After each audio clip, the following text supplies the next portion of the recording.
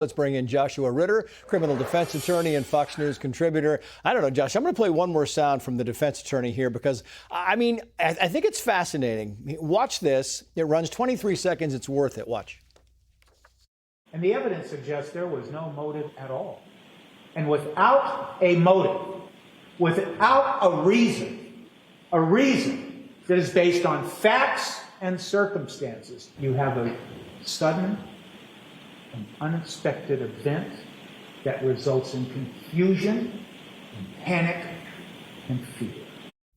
Likely why the defense didn't call any witnesses, because what the defense is saying is there is no evidence or proof at all that he killed his wife. He's already said, I dismembered her, or I at least, convey whatever they say the term is, got rid of the body. But how do you prove that he killed her? Yeah, well, the prosecution would say you proved that he killed her because what kind of a ridiculous story is that I found my wife dead and my first instinct is not to call 911, not to perform CPR, not to call the neighbors for help, but to Google how do I dismember a body? They say that's the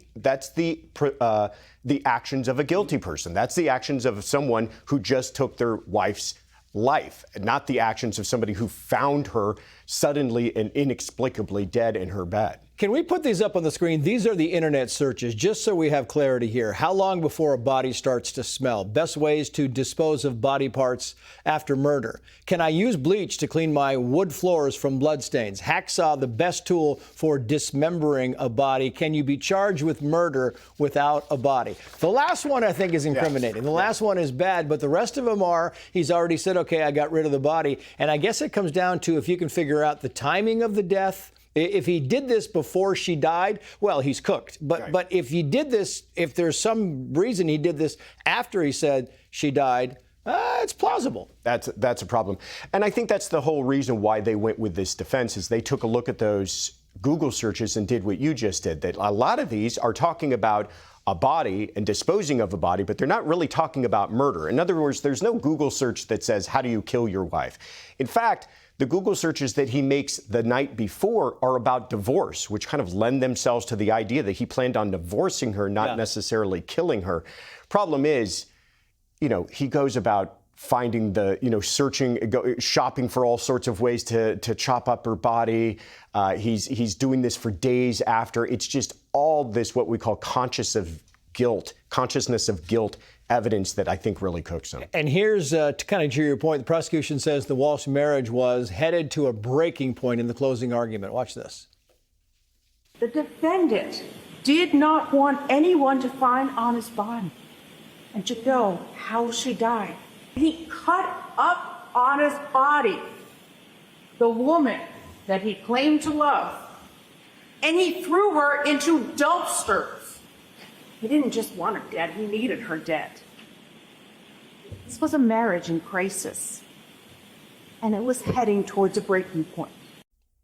I think, look, she was having an affair or whatever the circumstances were here. I don't see any scenario, maybe you don't see any scenario where the jury's going to let this guy walk. No.